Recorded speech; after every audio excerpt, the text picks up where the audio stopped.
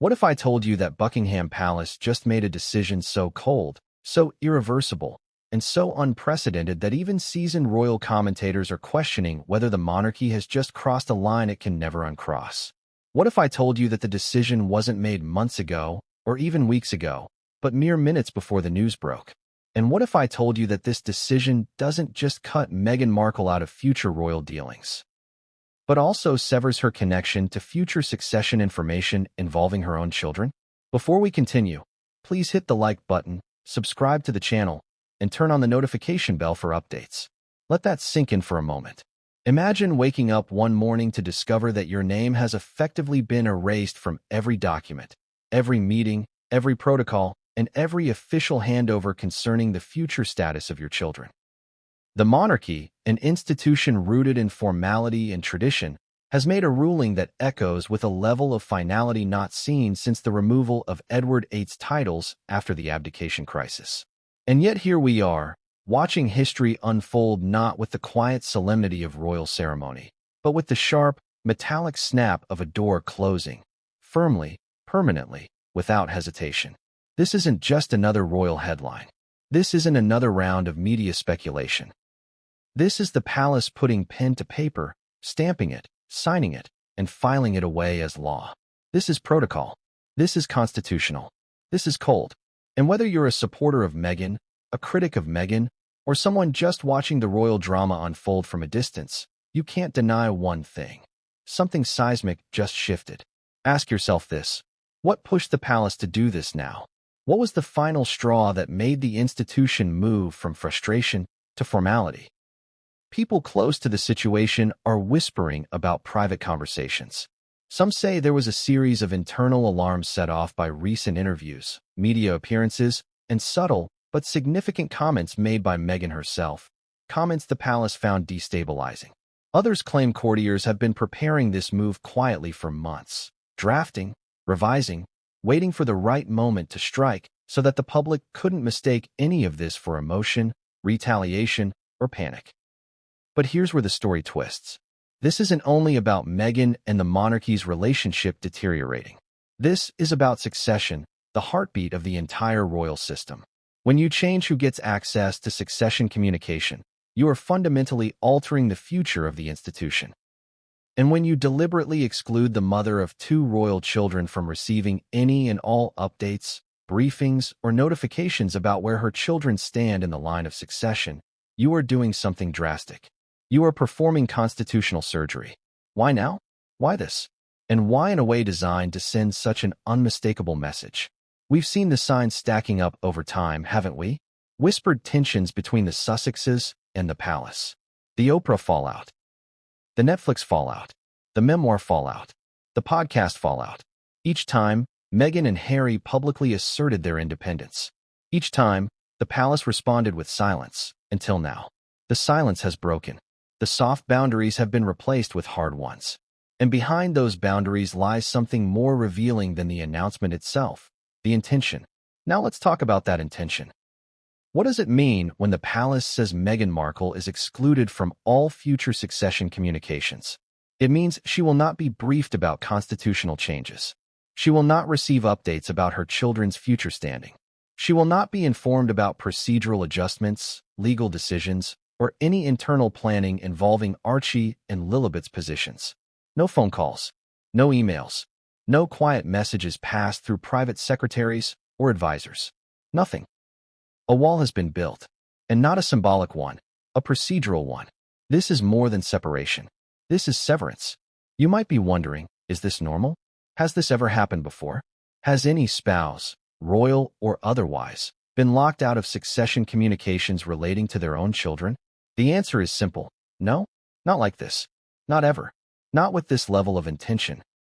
Even Diana, during her most turbulent years with the royal family, continued to receive updates about William and Harry.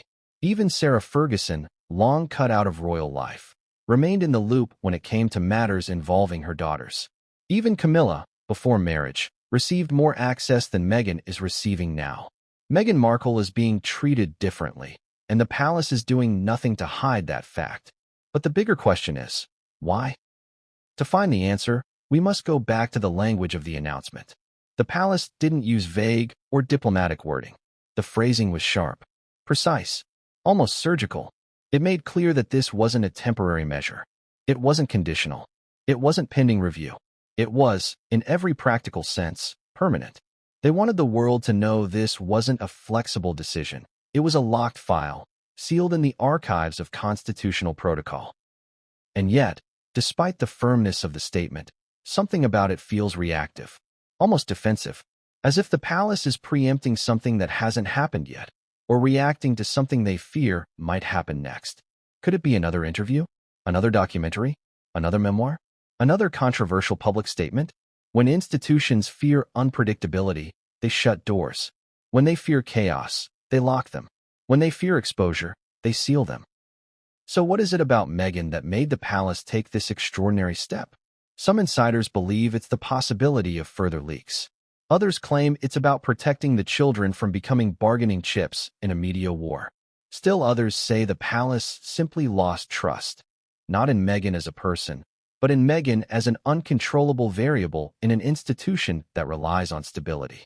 And here's the irony. For years, Meghan has claimed she was never given guidance, support, or clarity about her role. Now, the palace is making her lack of involvement official. They are, in essence, confirming her complaint while simultaneously shutting her out completely. It's a contradiction so dramatic that you almost can't look away. But let's go deeper. Behind the announcement lies a timeline. Meetings, memos, discussions, consultations. This wasn't a 2-hour decision. This wasn't signed off impulsively. This was a build-up, a slow, rolling wave of internal pressure culminating in the most definitive royal correction we've seen in decades. Senior courtiers have been preparing for this. Legal teams have reviewed it. Advisors have approved it. Charles signed it. And William, according to whispers, insisted on it. What does that tell you? It tells you that the royal family is moving as one on this. No fractures, no disagreements, no dissenting voices behind the scenes. If anything, this shows alignment, perhaps for the first time in years. And alignment means one thing: resolve. Now think about Meghan. Imagine learning that you've been formally cut out of the most important category of communications concerning your own children. Imagine the weight of that. Imagine the message behind it. And imagine how this decision will echo not just across royal circles, but across the global media landscape. Because make no mistake, the palace knew exactly how much noise this would create. That's the point. The noise is the message. And yet, beneath the shock, beneath the drama, beneath the political and constitutional implications, one question burns hotter than all the rest. What happens next? Because if history tells us anything, it's that royal decisions rarely come alone. They usually come in clusters. A statement now, a protocol change later, a stripping of privileges, a reassignment of titles, a redrawing of roles. And this announcement, this exclusion from succession communications, feels like the opening move in a much larger series of steps. And we haven't even gotten to the part that insiders say is coming next. Because if Meghan has been cut out of communications entirely, then who is stepping into the vacuum? Who is receiving those updates? Who is now responsible for the children's future interactions with the monarchy? Who is acting as the bridge? The buffer? The overseer? Someone has already been chosen. And when you find out who that person is, and why, everything about this story will shift. But before we get there, we need to unpack the announcement itself. Line by line, word by word, the hidden meanings, the constitutional signals, the emotional implications, and the political ripples behind this unprecedented royal move. Because what came next would change everything, and no one saw it coming. What exactly was in the palace announcement that sent shockwaves through royal circles, media rooms, and private WhatsApp threads among courtiers?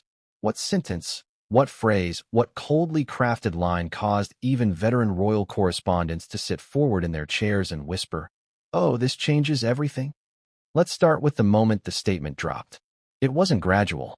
There were no hints, no early leaks, no carefully timed sources close to the palace, warming the public up. It was sudden, a lightning strike. 1 second, the news cycle was holding on to mundane stories. The next second, Buckingham Palace released a communication so abrupt, so surgically precise, and so uncharacteristically blunt that even reporters rushing to break the news struggled to process it in real time. The statement appeared online first, posted simultaneously across official palace platforms, and sent directly to major press outlets. And within seconds, phones buzzed, screens lit up, and notifications piled in like raindrops in a monsoon. Headlines scrambled to frame it, commentators raced to respond, and social media went into meltdown. But the most telling reaction came not from the public, but from the experts. You know the reaction is seismic when even royal historians, usually calm and analytical, express visible shock. Some called it unprecedented.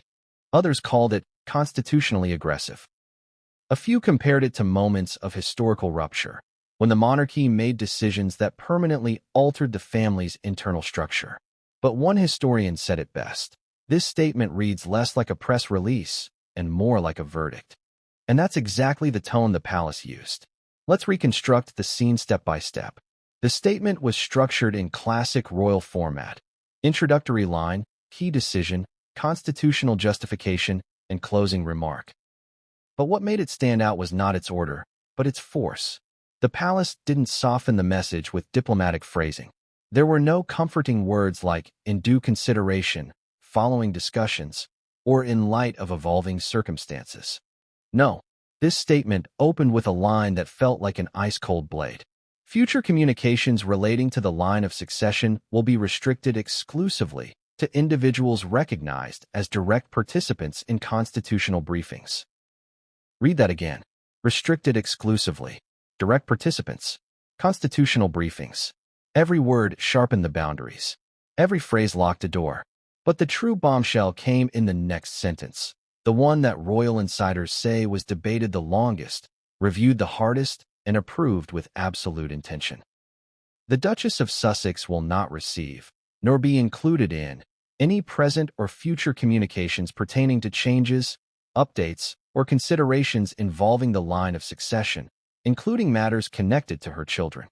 That was the moment the heir left the room. There was no ambiguity, no room for interpretation. Meghan wasn't just excluded, she was explicitly named. Publicly, formally, with no cushioning. The palace could have spoken generally, but they didn't. They chose precision. They chose finality. They chose Meghan's full title. And the ending of the statement made the blow even harsher. This measure reflects constitutional procedure and will remain in effect indefinitely. Indefinitely. Not for the foreseeable future. Not pending reassessment. Not until further notice. Indefinitely. A word that, in royal language, means permanent unless a generational shift forces change. Now ask yourself, why would the palace take this tone? Because tone is never accidental. Tone is political. Tone is strategic. Tone is intentional. This statement wasn't written in one afternoon. It wasn't produced by a junior staffer typing away in an office. It was crafted by senior advisors, reviewed by legal teams, scrutinized by constitutional experts, and approved by individuals at the highest level, including, according to multiple insiders, the king himself. Which brings us to the second half of this chapter. What triggered the need for this announcement at all? Why did the palace move so quickly, so decisively, so publicly? Royal insiders say the decision to release the statement was made after weeks of tension bubbling behind the scenes. Courtiers were increasingly uneasy about ongoing public commentary from Montecito. Every interview, every podcast, every appearance, every offhand remark risked touching on matters the palace considers sensitive. And not just sensitive, sacred. Succession is not PR. It's not entertainment. It's not tabloid fodder. It's the structural backbone of the monarchy. When the palace believes someone is disrupting or threatening that stability, they act. And this time, they acted decisively.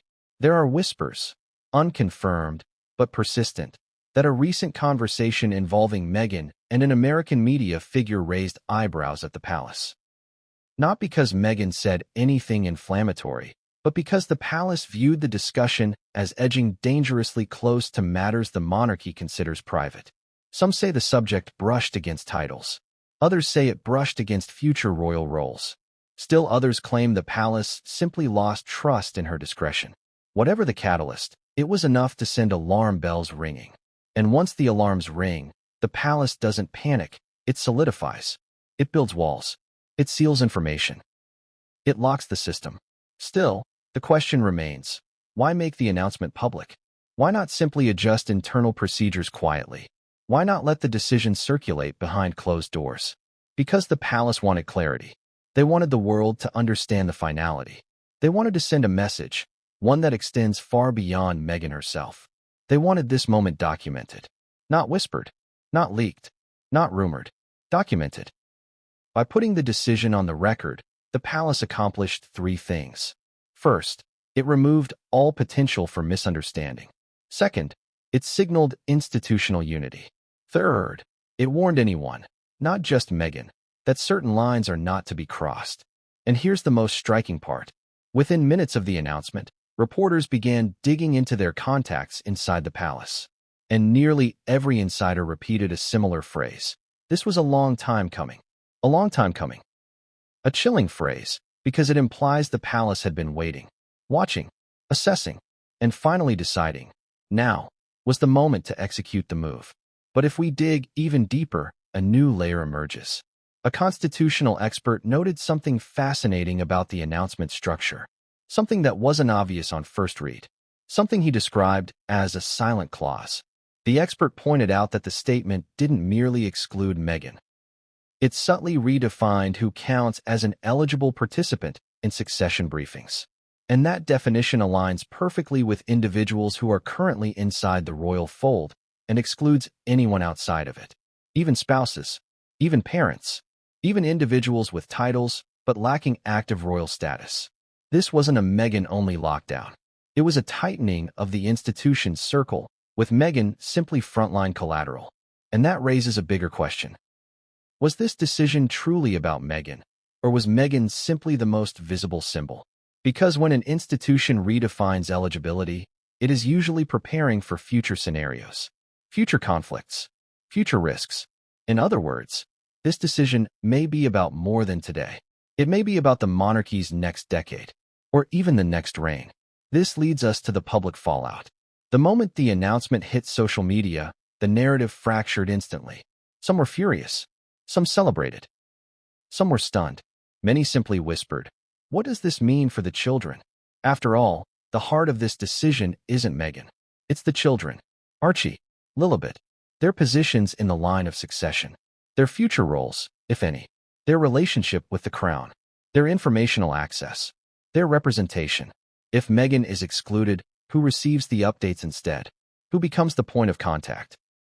Who becomes responsible for bridging the children to the institution they were born connected to? That answer is already in motion, and the palace knows exactly who they want in that role. But that comes later. For now, the key point is this.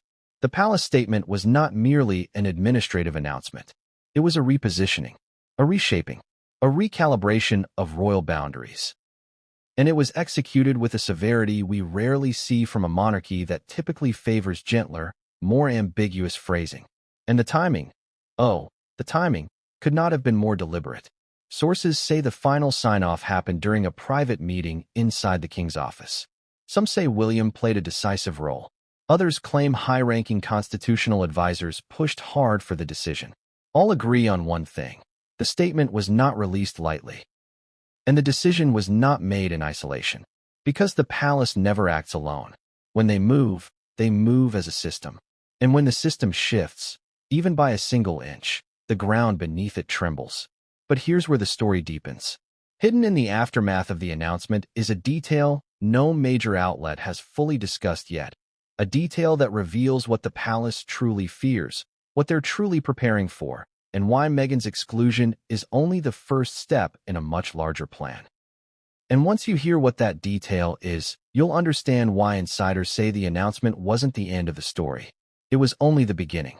Because what came next inside the palace walls changed everything. What if the palace announcement wasn't just about Meghan, but about the entire machinery behind the monarchy's internal communication system? What if the real story isn't simply that Meghan was cut out, but that the palace used her exclusion to quietly reset the rules of how the inner circle operates? Let's start with a question most people have never asked. How does the monarchy actually handle succession information? And perhaps more importantly, who is normally allowed to receive it? Because in the world of royal protocol, knowledge isn't just power, it's a privilege. A privilege handed out sparingly. A privilege protected by centuries of tradition. A privilege that can be given and taken away. Most people assume succession is just a list, an order of names arranged by birth. Simple, right? But what you see on Wikipedia or in a royal biography is just the surface.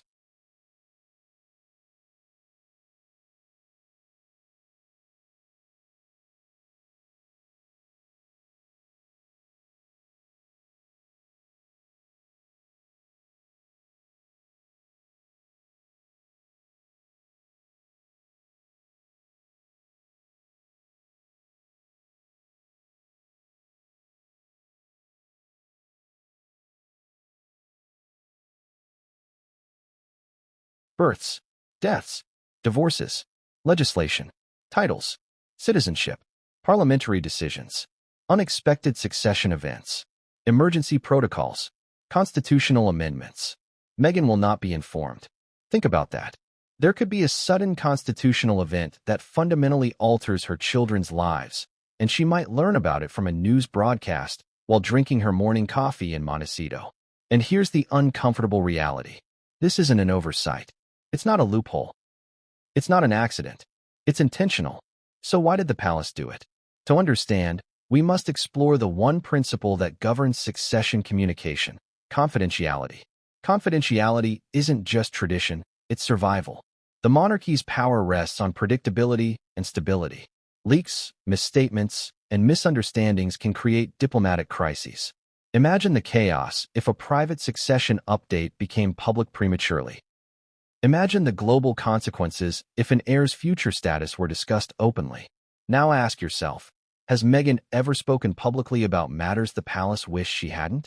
Have her interviews, documentaries, podcasts, statements, or comments ever touched on royal protocol, royal decisions, or royal tensions? The palace's stance makes their belief clear. They see Meghan as unpredictable. They see her as a risk. They see her as someone who might reveal more than the institution is comfortable with. They see her as someone who cannot be included in what they call institutionally sensitive matters. And once the palace labels someone a risk, that person is locked out permanently. But the real revelation isn't about exclusion, it's about replacement. If Meghan cannot receive succession briefings concerning her children, someone else must. Someone with direct communication with the palace. Someone on British soil. Someone in the monarchy's inner circle. Someone the palace trusts more than Meghan. Someone who would willingly step into the role of information guardian. And that person is already involved. Their name has already surfaced quietly in insider reports. And their involvement changes the dynamic between the Sussexes and the monarchy in a way no one expected. Because the moment Meghan was removed from succession communications, someone else stepped in. Someone who has more power, more access, and more influence over her children's future than she does. And the palace's choice reveals everything about the direction they intend to take from here. So who is it? To understand that, we must go to the next chapter, where the tensions that drove this decision finally come into focus. Because what triggered the palace to act wasn't random. It wasn't emotional. It wasn't reactionary. It was calculated. It was coordinated. It was pushed forward by someone with the status to demand change. And once you hear who and why, you'll understand that Meghan's exclusion was not the end of a conflict. It was the beginning of a strategy. And what came next would make the announcement look small in comparison. Why now? Why this moment? Why this exact week, this exact day, this exact hour? That's the question that sent journalists scrambling, insiders whispering, and royal watchers reading between the lines with forensic intensity.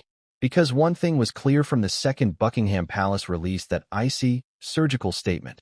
This timing wasn't random. This wasn't an impulsive reaction to tabloid stories or public chatter.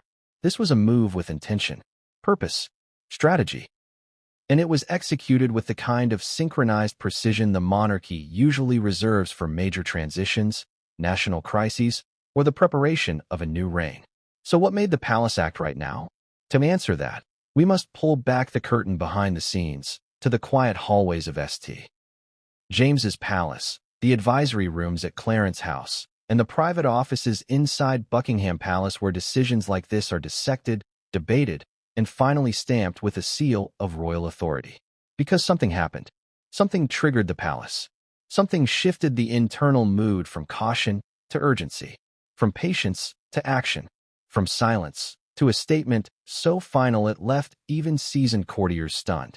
And according to insiders, this shift didn't happen gradually. It happened suddenly, abruptly, decisively. Let's rewind the timeline. Insiders say concerns started building earlier this year, quietly, discreetly, completely off the public radar. Palace staff had begun noticing patterns in Meghan's public appearances, comments made in interviews, discussions hinted at in documentaries, themes explored in her projects. None of these, taken alone, were explosive, but together, they formed a pattern that made constitutional advisors uneasy. The monarchy, above all else, is allergic to unpredictability. Unpredictability breeds instability. Instability threatens continuity. And continuity is the monarchy's lifeline. When an individual in the royal orbit, especially one connected to the line of succession, begins operating unpredictably, alarm bells start ringing. And they did, loudly. But that wasn't the trigger. Not yet. The trigger came much later, and it came in the form of a private briefing. According to multiple sources, some speaking anonymously, some hinting publicly, a recent conversation involving Meghan and a high-profile American figure contained remarks that deeply unsettled senior palace officials. Not because Meghan said anything outrageous, but because she appeared to suggest she had access to, or at least insight into, matters the palace believed should remain private. It wasn't the content that alarmed them. It was the implication. The palace hates implications. They create perception. Perception creates pressure. Pressure creates crisis. And so, that single conversation made its way back across the Atlantic through diplomatic channels, media monitoring teams, and individuals close to the situation. When the palace received the briefing, the mood shifted instantly. A source described it like this. One moment there was caution. The next moment there was consensus. Consensus, a word that rarely exists in royal politics, and when it does, it signals something monumental. But before we get to the meeting where consensus took shape, we must understand the three main tensions that had already primed the palace for drastic action. Tension number one, the telling of the royal story. The monarchy controls its narrative with laser precision. Every documentary, every interview, every memoir Meghan and Harry released was perceived as destabilizing and unpredictable, not because of what was said, but because the palace couldn't control what might be said next. Tension number two, the children's future. Archie and Lilibet are American children with British royal ties. They are in the line of succession. They hold titles. They are minors living outside the UK, outside palace influence, and outside direct royal communication networks. This creates constitutional vulnerabilities. The monarchy does not like vulnerabilities. Tension number three, the visibility issue. Unpredictable public appearances involving discussions of royalty raise concerns. The monarchy's internal policy is simple. Those who speak unpredictably cannot be given sensitive information. And then came the final straw. Insiders say the palace received new intelligence, not espionage, not surveillance, but something far more mundane and incredibly powerful. Media monitoring analytics. These analytics revealed a growing trend. Whenever Meghan discussed anything related to royalty, even indirectly, it triggered spikes in global engagement, media commentary, political conversations, and international perception. In other words, Meghan's influence was growing, not shrinking. Her ability to shape the narrative remained powerful. Her every comment carried weight the palace could not control. And so the palace began asking the one question that pushes every constitutional decision forward. What is the institutional risk? The answer, according to insiders, unacceptable.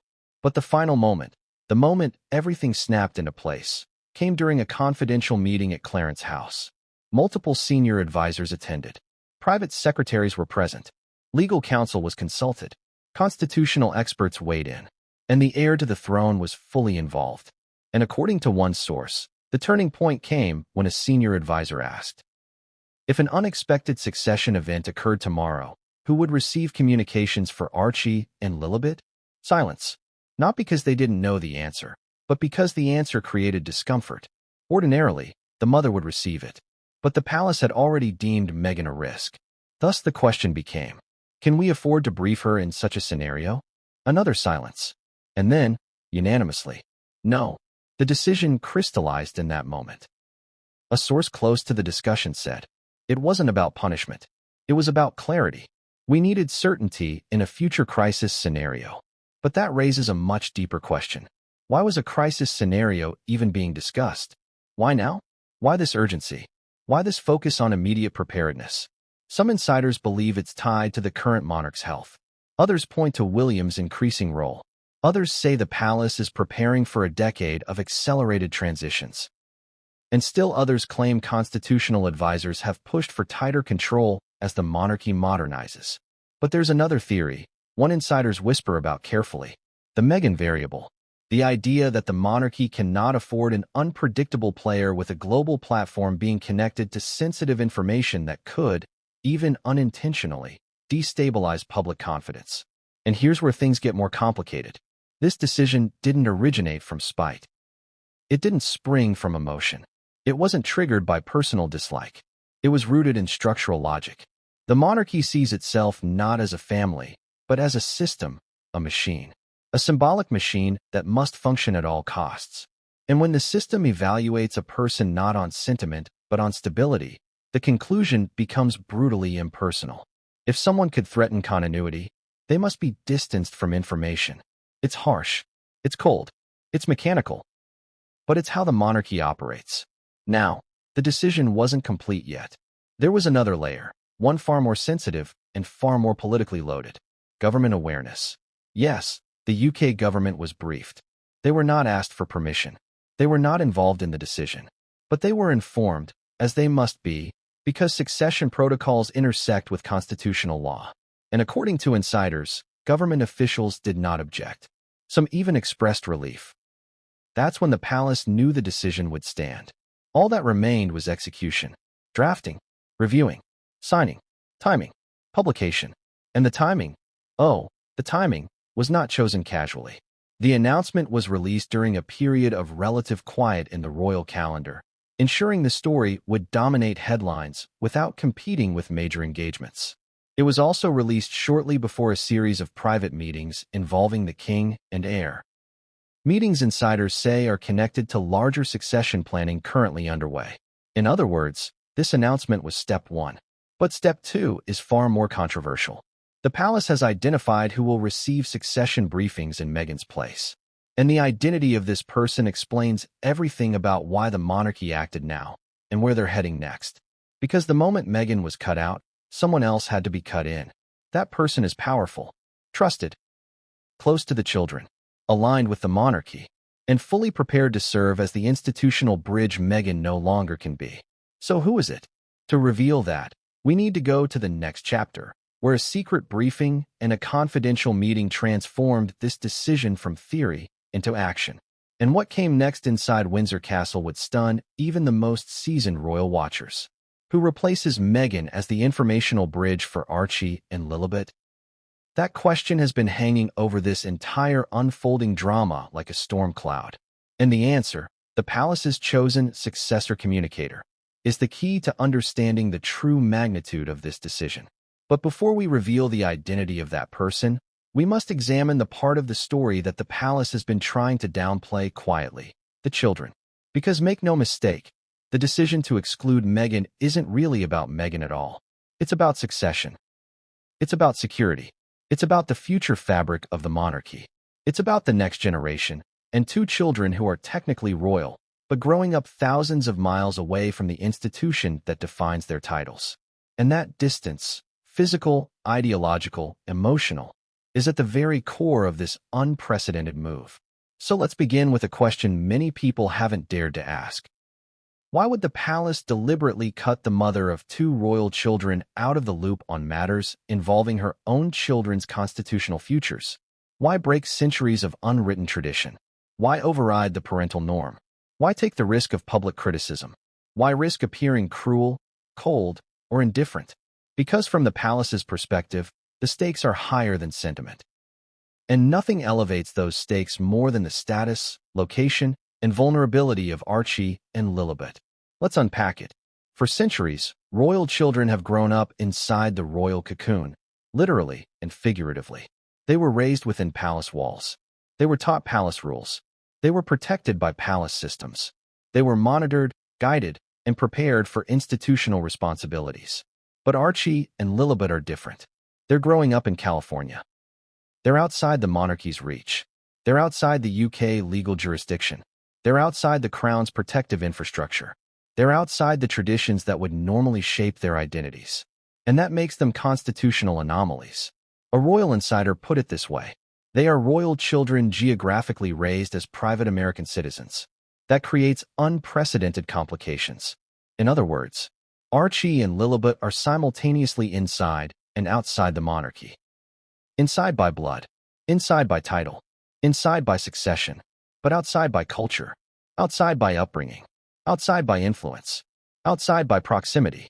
This duality terrifies the palace.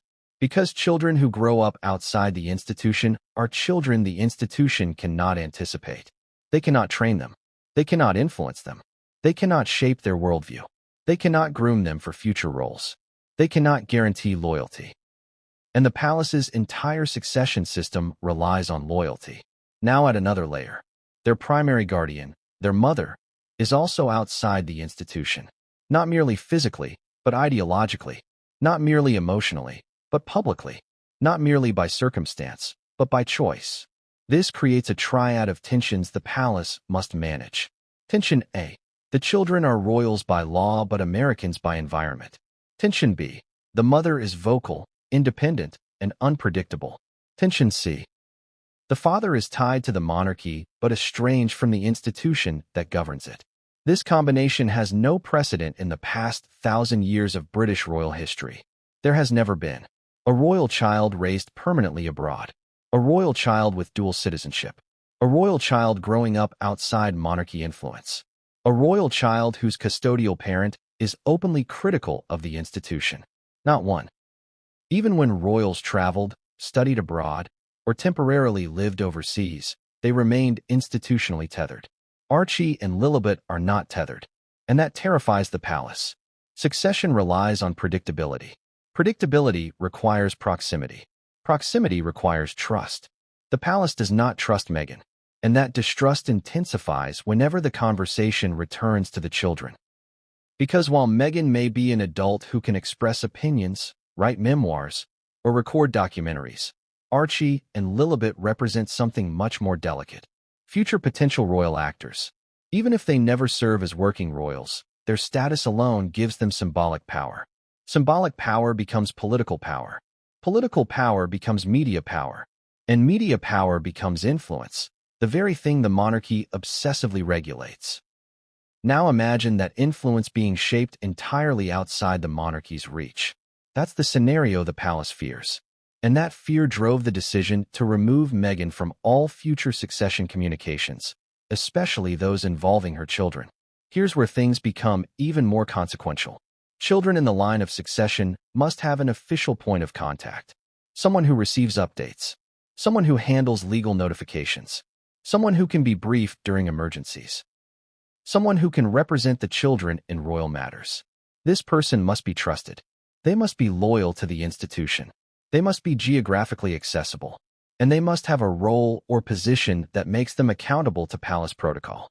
Meghan does not meet any of those criteria in the eyes of the monarchy.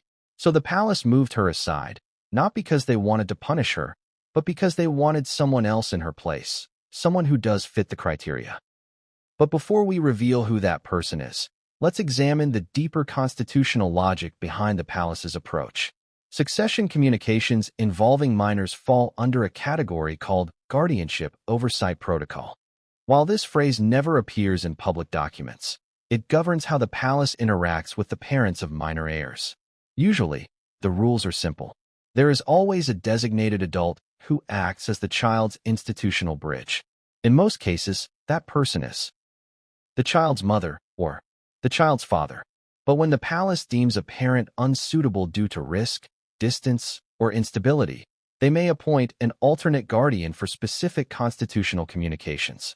Not a guardian in terms of custody, not a guardian in terms of day-to-day parenting, but a guardian of information, someone who handles the institutional interface. This is not new, but it is extremely rare. It last happened over 150 years ago, involving a royal child whose parents were considered politically dangerous. But never, not once, has it happened to a modern royal mother. Until now. So who receives the updates Meghan will no longer receive? Let's analyze the possibilities. Option 1. Prince Harry. He is the father.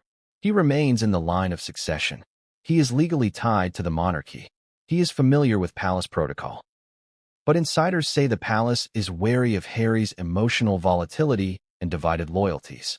Would he relay information accurately? Would he agree with institutional decisions? Would he follow protocol? The palace isn't certain.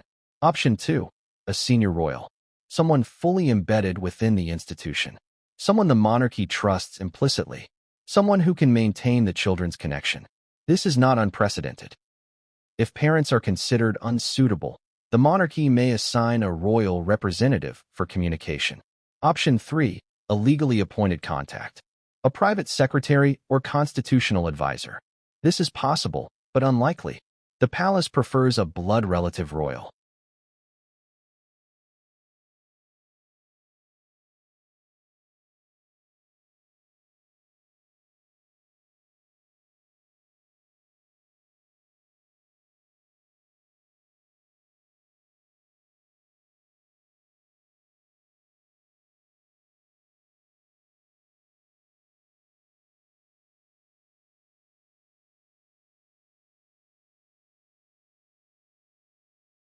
And this individual's involvement signals a massive shift in how the monarchy plans to handle the next generation. It is a deliberate move and a symbolic one. Because once you hear who it is, you'll understand the true intention behind Meghan's exclusion. You'll understand why the palace made this decision now. You'll understand why the timing matters. You'll understand where the monarchy is heading next. And you'll understand that Meghan being excluded was just the first move in a much larger strategy. Because the person chosen to receive succession communications on behalf of her children is someone Meghan never expected. And what came next would set the stage for one of the most consequential private meetings in modern royal history. So who did the palace choose to receive succession communications for Archie and Lilibet? Before we reveal that name, and yes, the choice will stun many, we need to understand the critical pressure point inside the royal family that shaped this decision. The fractured triangle between King Charles, Prince William, and Prince Harry. Because the truth is simple. You cannot understand Meghan's exclusion without understanding the volcanic tension inside the House of Windsor. You cannot understand why the palace acted now unless you understand what's been simmering beneath the surface for months. You cannot understand who stepped in as the informational guardian unless you understand why Harry was deliberately not chosen. And that requires digging into the private, quiet, emotionally loaded conflict between the monarch, the heir, and the spare. Let's begin with the part of the story the palace has worked hardest to hide. The relationship between Charles, William, and Harry is worse than the public realizes. The public sees distance. Insiders describe something closer to paralysis. A frozen relationship. Communication that has collapsed. Trust that has evaporated. Coordination that has shattered. And this collapse is central to why Meghan was excluded. To understand why, we must pull apart the three men's private stances. Let's start with Harry. From Montecito, Harry still sees himself as a blood prince, a son of a king, a brother of a future king, a father of two royal children. In Harry's mind, no matter what he says publicly, no matter what he and Meghan build in America, he remains part of the monarchy by birthright. A tether, a link. A permanent piece of the institution's structure. And that belief is precisely what the palace fears. Because when someone believes they are in the system but behaves as though they are outside it, the institution sees danger, confusion, and unpredictability. Insiders say Harry's relationship with Charles is defined by two conflicting forces. Harry's emotional longing for connection, and Charles's constitutional need for boundaries. Harry wants apologies. Charles wants order. Harry wants acknowledgement. Charles wants silence. Harry wants healing. Charles wants protocol. Two worlds. Two needs. Two expectations. Totally incompatible. But the more surprising relationship, the deeper, darker fracture, is between William and Harry. Some royal insiders go as far as saying, "This is the true crisis of the monarchy." There was a time when the world saw them as inseparable. The brothers who survived tragedy together. The heirs who walked behind their mother's coffin. The pair who strengthened one another. But that era has turned into something else entirely. William's view of Harry now. A liability. Harry's view of William? A threat. William believes Harry's words have undermined the institution he will one day lead. Harry believes William has weaponized silence. William believes Harry no longer understands royal duty. Harry believes William has sacrificed humanity for protocol. William believes Harry chose himself over the family. Harry believes William abandoned him long before he ever left. And the palace sees all of this. And the palace fears all of this. Because succession depends on stability.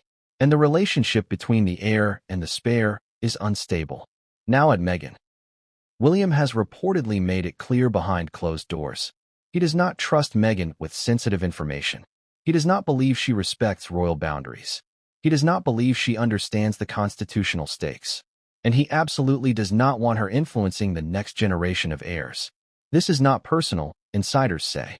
This is strategic. From William's perspective, the monarchy must survive him, and must survive George, Charlotte, and Louis. That is his mission, his role, his inheritance, his burden. Anything or anyone threatening that continuity, real or perceived, must be distanced. And so William pushed hard. From insiders, William was the most adamant voice in the room. The decision wasn't made because of him alone, but it wouldn't have happened without him. Where does Charles stand in all of this? Here's the surprising truth. Charles is caught in the middle. A father, a monarch, a man who still loves both his sons. A king who must choose stability over sentiment. Charles wanted silence, not confrontation. He wanted time, not escalation. He wanted the door to remain cracked open. But William's position, and the advisors standing behind him, made one thing clear. Leaving Meghan inside succession communication posed what they called unacceptable strategic risk. And then came the turning point. A private briefing was delivered to the king outlining potential media leaks, potential constitutional vulnerabilities, potential crisis scenarios, potential damage to the institution. It was clinical, unemotional, institutional, the kind of document that strips away family emotion and replaces it with procedural necessity. When Charles read it, insiders say he said nothing for a long time. Then he agreed. He didn't fight. He didn't debate. He didn't push back. Because the monarchy, the thing he had waited his entire life to lead, must always come first. Sources say the final signature on Meghan's exclusion was Charles's hand, but the pressure behind that signature came from William. This brings us to the most pivotal part of this chapter. Why wasn't Harry chosen to receive succession communications in Meghan's place? He is, after all, the father, the blood prince, the person closest to the children. The answer is brutal. The palace no longer trusts Harry either. Not with sensitive information. Not with private documents. Not with crisis updates. Not with institutional secrets. But the deeper truth is even harsher. The palace no longer sees Harry as an active participant in the royal system. Inside royal circles, Harry is described as emotion-driven, reactive, unpredictable, easily influenced, external to the institution, and at times, constitutionally misaligned. That final phrase, constitutionally misaligned, is the dagger. It means the palace no longer views Harry as someone who can uphold institutional stability in the ways expected of a royal adult in the line of succession. So if Meghan can't be trusted with succession information, and Harry can't be trusted with succession information, then who can? Who has the access? The proximity? The trust? The loyalty? The institutional alignment? Who fits all the requirements? Who is already in the palace's inner circle? Who lives in the UK? Who plays a central role in the heirs' lives? Who understands protocol? Who has the ear of the king? Who has the confidence of William? Who has the experience of raising royal children? Who has visibility, influence, and proven discretion? Who has been stepping into a more central position in the family dynamic quietly, steadily, without fanfare? The answer points to one person, and once we reveal the name, the entire puzzle pieces together. The chosen individual is not Harry. Not Charles, not a private secretary, not an advisor, not a distant relative. It is a working royal, a senior royal, a trusted royal, a maternal figure, a bridge between generations, a protector of heirs, a stable force in the monarchy, and someone who has already played a pivotal role in the lives of other royal children. Someone Meghan never thought the palace would choose. And when this person was approached, insiders say they agreed instantly. They understood what the role meant. They understood what the palace needed. They understood what the monarchy required.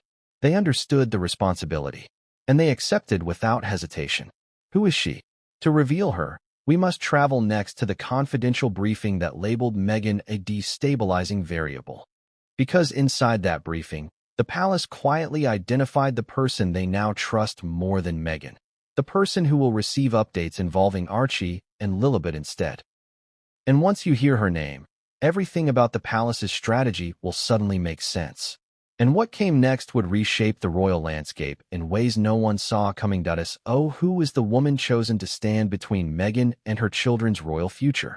Before we unveil her name, and yes, it's someone whose involvement will make the palace's strategy unmistakable, we must explore the most uncomfortable truth in this saga. Meghan's broken relationship with the monarchy didn't shatter in one moment. It cracked, splintered, and finally collapsed through a series of escalating conflicts that left the palace convinced she could never again be trusted with succession-sensitive information. To understand why the palace labeled her a destabilizing variable, we need to trace the story from its beginning. Not the fairy tale introduction Meghan spoke about, but the political, social, and institutional friction points the palace has kept quiet for years. Because here's the truth. Every institution keeps receipts. And the monarchy? They archive everything. And insiders say Meghan's internal file is thicker than any royal spouse in modern history. Let's begin with the earliest warning sign, the one the public saw but didn't fully understand. The Oprah interview. When Meghan sat opposite Oprah and said she felt unprotected, unheard, and sidelined, the world reacted emotionally. But the palace reacted procedurally. Her statements weren't just personal. They weren't just emotional. They weren't just dramatic. They were explosive. To the monarchy, that interview wasn't an outpouring. It was a rupture. In that moment, Meghan crossed the invisible line between internal grievance and external broadcast. And the palace does not forgive external broadcasts, especially ones watched by 50 million people across the world, especially ones in which senior royals were indirectly or directly implicated, especially ones that challenged the monarchy's foundational claim to stability and dignity. After the Oprah interview, the palace's internal reaction was swift. Emergency meetings, private consultations, crisis management plans, discussions with constitutional advisors. They didn't lash out publicly, they never do. But internally, they recorded everything. Every allegation, every insinuation, every suggestion, every implication. They viewed the interview as the first sign that Meghan, when cornered or distressed, would go public. And going public is the monarchy's greatest fear. Because silence is power. Mystery is strategy. Discretion is survival. And Meghan shattered that rule.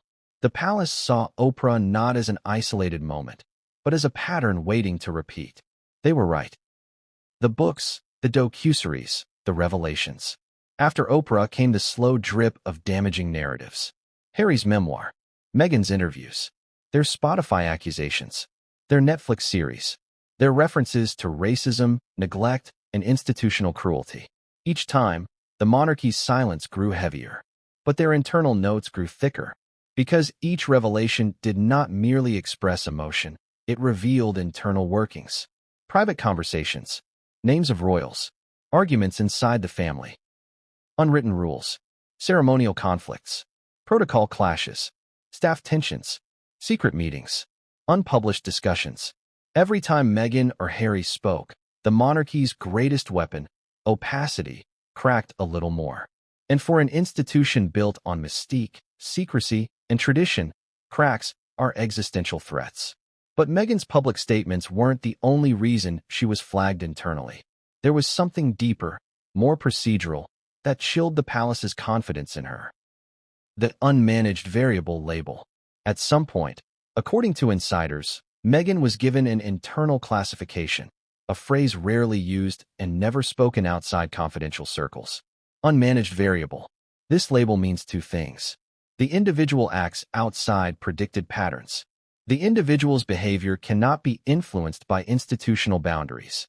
For the monarchy, these are red flags on par with constitutional hazards. They compare such individuals to runaway public narratives, uncontrolled leaks, unpredictable political agents, independent actors with too much public reach. The palace doesn't need someone to be malicious to pose a threat. They simply need the person to be unpredictable. And unpredictability is Meghan's brand, knowingly or not. Consider this. When Meghan gives an interview, the palace doesn't know what she will say. When Meghan appears on a podcast, they don't know what stories will emerge. When Meghan signs a new deal, they don't know what themes will be explored. When Meghan speaks about the monarchy in any context, they don't know how it will affect public perception. This level of uncertainty terrifies the monarchy, because information is power and unpredictability is chaos. But Meghan's label as an unmanaged variable wasn't the palace's greatest concern. Their greatest concern was this: her influence, the problem of global influence. Most people misunderstand how the monarchy evaluates power. It isn't about charisma. It isn't about fame. It isn't even about popularity. It's about global narrative influence. And Meghan possesses an influence the monarchy cannot control. She can shape narratives in America, a country where the monarchy has no jurisdiction, no influence, and no accountability. She can appear on platforms with massive reach without royal oversight. She can tell stories that overshadow the monarchy's own messaging. She can move public sympathy in ways the palace cannot counter. The monarchy loves powerful alliances, but they fear powerful individuals they cannot manage. Now add the fact that Meghan is the mother of 2 royal children. And suddenly, the stakes multiply. Why? Because mothers influence children. Mothers shape identity. Mothers frame stories. Mothers create the narratives children grow up believing. If the palace does not control the narrative, if the palace does not control the information, if the palace does not control the institutional relationship, they lose their grip on the next generation. That, insiders say, is the deepest reason Meghan was cut off. Not because of who she is, but because of who she influences. The Risk Matrix document. There was a document created, quietly, internally, that changed everything. It was called the Risk Matrix. This list, insiders say, evaluated every individual connected to the succession. Members of the royal family, spouses, children, senior staff, advisors, public figures with influence. Each name was assessed on 2 criteria: predictability, institutional reliability. Meghan's score was among the lowest. Harry's score was low too, but higher. William's was the highest, unsurprising for the future king. But there was another section in the matrix. Who was the best communication point for minor heirs? 3 names were listed. Harry, a senior royal woman, a senior private secretary. Harry's name was crossed out early. The private secretary was considered too bureaucratic for such a symbolic role. That left 1 name, and the palace circled it. The tipping point moment. But it wasn't just the risk matrix, or the interviews, or the docuseries.